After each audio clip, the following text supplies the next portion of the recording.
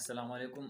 اویرنس میسج دی د تبې په باره کې به څه خبرې کوو. ټمپریچر فیور باره کې به څه خبرې کوو.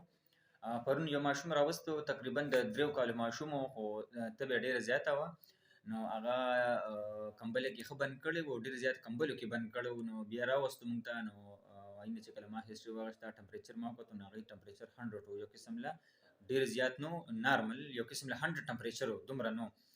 هغې ډېر زیات دغه کړی و، کمبله کې بند کړی و، ډېر زیات ګړبېدو.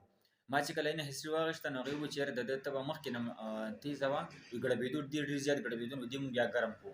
وایي چې کله دې موږ بیا ګرم کړو، د هغې نه پس بیا دې چا راته وویل چې یاره ده باندې اوبه واچوې، دې ولامبوې، نو د ده وجود به سټ شي. وایي بیا د هغې نه پس کله ده باندې موږ اوبه واچولې، دې موږ ولامبولو. د هغې نه پس وایي هغه وجود چې کوم دی داسې نور هم یخ شو، او دا نوکونه یې ډېر زیات داسې پیله کلر کې شو، داسې شنه غوندې کلر کې راووته. نو هغه باندې نور هم ساړه سیوا شو.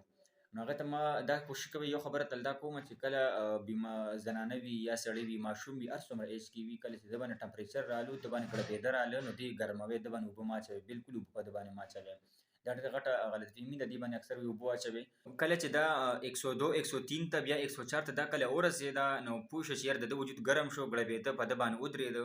نو بیا په مزه مزه باندې ده نه چې کومې څادرې دي یا کومه کمبل ده یا کومه بړستن ده، نو په مزه ترې هغه سیټ ته کړه. رو په مزه एकदम به ترې نه لړکوي، بلکل په مزه ترې هغه سیټ ته کړه. او د هغې نه پس ده ته اوبه ورکړه چې اوبه وڅښي. که چېرې ماشوم وي نو هم ورته لږې په چمچ باندې اوبه ورکړه. یا مثال داسې که غټ ماشوم وي یا که داسې سړی وي، هلک وي داسې، نو هغې ته اوبه ورکړه ګیلاس باندې چې اوبه وڅښي. نو هغې سره هم ټمپریچر په مزه کمیږي. دې ته به بیا دا ټمپریچر چې کله د ده سیوا شوی دی، فیور تبه د ده سیوا شوې ده، 104 ته 105 ته تللې ده، نو دا اوس په مزه راکوزول غواړي. نو په مزه راکوزولو طریقه دا ده چې ده ته لومبي اوس اوبه ورکړه. هغه ټیم مونږ نه راښکته کولو چې د هغه ساړه کېدو. که چېرې هغه ټیم مونږ ده باندې اوبه اچولې وي بیا، نو د ده دا تبه بیا نقصان کولو، بیا به ده باندې ګړبېده ساړه، نو دې بیا دې خرابېدو.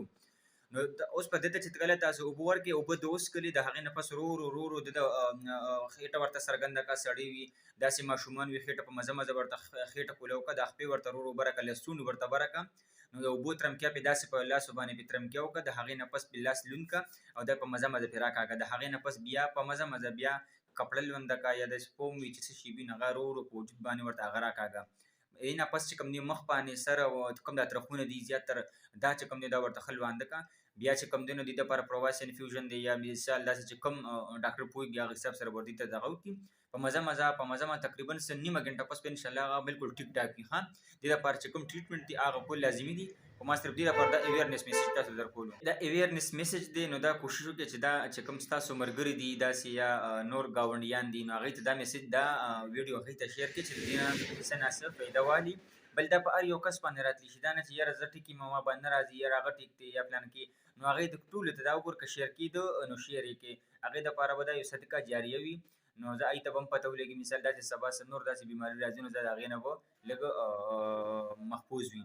بلکې مثال داسې نور قسم ویډیوګانې وي، نو تاسو څه قسمه بیماري وي، نو زمونږ په پیج ته تاسو لاړ شئ، نو هلته کې زمونږ ویډیو شته دی چې کوم قسم ټاپک تاسو ته پکار وي، نو هغه قسم ټاپک په باندې ما به لیکچر کړی دی. تاسو لاړ شئ پیج ته، نو هلته نه تاسو هغه کتلی شئ. د الله په امان.